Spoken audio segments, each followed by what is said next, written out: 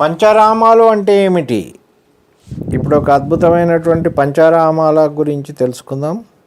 ఆంధ్రప్రదేశ్లోని ప్రసిద్ధ శైవ క్షేత్రాలను పంచారామాలని పిలుస్తారు. పంచారామాలు ఏర్పడుటకు స్కందపురాణంలో ఇలా వివరించబడి ఉన్నది. పూర్వం తారకాసురుడు అనే రాక్షసుడు శివుని గురించి ఘోర తపస్సు చేసి శివుని ఆత్మలింగం సంపాదిస్తాడు. దీనితో వీరగర్వంతో దేవతలను అతడు అనేక రకాలుగా హింసలు చేస్తాడు. ఇందుకు దేవతలు విష్ణుమూర్తిని ప్రార్థించగా శివపార్వతుల వల్ల కలిగిన కుమారుడు కుమారస్వామి వల్లనే తారకాసురుని వధించుట సాధ్యమవుతుందని తెలిపి కుమారస్వామిని యుద్ధానికి పంపుతారు. యుద్ధమునందు కుమారస్వామి తారకాసురుని కంఠంలో గల ఆత్మలింగాన్ని ఛేదిస్తేనే మరణం కలుగునని గ్రహించి ఆ ఆత్మలింగాన్ని ఛేదిస్తాడు. దాంతో తారకాసురుడు మరణిస్తాడు. ఛేదించే సమయంలో ఆ ఆత్మలింగము వేరే 5 ప్రదేశములలో పడతాయి. తర్వాత వాటిని ఆయా ప్రదేశములందు దేవతలు లింగ ప్రతిష్ఠ కావిస్తారు. కనుక ఈ 5 క్షేత్రాలనే పంచారామాలు అని పిలుస్తారు. ఇవి పూర్తిగా ఆంధ్రప్రదేశ్ రాష్ట్రంలో ఉన్నాయి. ఒకటది ద్రాక్షారామము, ఇక్కడ ఉన్నటువంటి శివుని పేరు భీమేశ్వరుడు, తూర్పుగోదావరి జిల్లాలో ఉంది. దాని తర్వాత అమరారామము, ఇక్కడ ఉన్నటువంటి శంకరుని పేరు అమరేశ్వరుడు, ఇది అమరావతి గుంటూరు జిల్లాలో ఉంది. తర్వాత క్షీరారామము, ఇది రామలింగేశ్వరుడు అని అంటారు, పాలకొల్లు పశ్చిమ గోదావరి జిల్లాలో ఉన్నది. దాని తర్వాత సోమారామం, సోమేశ్వరుడు భీమవరం పశ్చిమ గోదావరి జిల్లాలో ఉన్నది. దాని తర్వాత 5వది కుమారారామం, ఇక్కడ భీమేశ్వరుడు సామర్లకోటలో ఉన్నది, తూర్పుగోదావరి జిల్లా. అంటే మొత్తానికి తూర్పుగోదావరి, గుంటూరు, పశ్చిమ గోదావరి జిల్లాల్లో ఈ 5 ఆరామాలు ఉన్నాయి, పంచారామాలు. ఇవి మనము తిరుగుదాం, చూద్దాం, వీటి గురించి తెలుసుకుందాం. ద్రాక్షారామం, పంచారామంలో మొదటిదైన ద్రాక్షారామం తూర్పుగోదావరి జిల్లాలోని రామచంద్రపురంలో ఉంది. ఇక్కడ స్వామిని భీమేశ్వరుడు అని పిలుస్తారు. స్వామి లింగాకారంలో 60 అడుగుల ఎత్తులో ఉంటుంది. పై అంతస్తు నుండి పూజలు నిర్వహిస్తారు. ఈ ఆలయం ప్రత్యేకత ఏమిటంటే ఇక్కడ లింగాకారం సగభాగం తెలుపు, సగభాగం నలుపుతూ ఉంటుంది. ఇక్కడ దక్ష ప్రజాపతి యజ్ఞం నిర్వహించాడు కనుక ఈ ప్రాంతానికి ద్రాక్షారామం అనే పేరు వచ్చింది.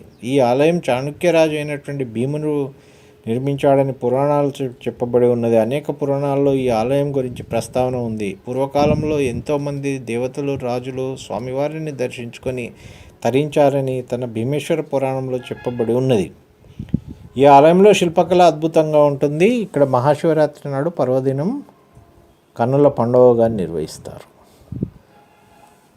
రెండవది అమరారామం. పంచారామాల్లో రెండవదైన అమరారామం గుంటూరు జిల్లాలోని అమరావతిలో కృష్ణానది తీరమందు ఉంది. ఇక్కడ స్వామిని అమరేశ్వరుడు అని పిలుస్తారు. గర్భగుడిలో స్వామి విగ్రహం 9 అడుగుల ఎత్తులో తెల్లగా మెరుస్తూ ఉంటుంది. ఈ ఆలయం 20 అడుగుల ఎత్తుగల విశాలమైన వేదిక పైన నిర్మించబడింది. అమరేశ్వరుడైన ఇంద్రుడు చేత ప్రతిష్ఠించిన ఈ ఆలయానికి తన నగరమైన అమరావతి పేరునే పెట్టారు అని పురాణాల్లో చెప్పబడి ఉన్నది. ఈ అమరావతి ఇప్పుడు ఆంధ్రప్రదేశ్ రాజధాని. మూడవది క్షీరారామం, పశ్చిమ గోదావరి జిల్లాలోని పాలకొల్లులో ఉన్నది. ఇక్కడ శివుడి మూర్తిని శ్రీ క్షీరారామలింగేశ్వర స్వామి అని పిలుస్తారు. ఇక్కడ స్వామివారిని త్రేతాయుగ కాలంలో సీతారాములు కలిపి ప్రతిష్ఠించారట. ఈ గ్రామానికి పాలకొల్లు అని పేరు రావడానికి కూడా ఒక ప్రత్యేక కథ ఉంది. శివుడు తన బాణమును భూమిలోనికి వేయగానే భూమి నుండి పాలధార వచ్చిందట. క్షీరం అనగా పాలు, దాని మూలంగా క్షీరపురి అని వచ్చింది. తర్వాత క్షీరపురి కాస్త పాలకొల్లుగా మారింది అని మార్పు చెందింది. స్వామివారి ఆలయాన్ని 11వ శతాబ్దంలో చాణక్యులు నిర్మించారు. ఆలయం 125 అడుగుల ఎత్తులో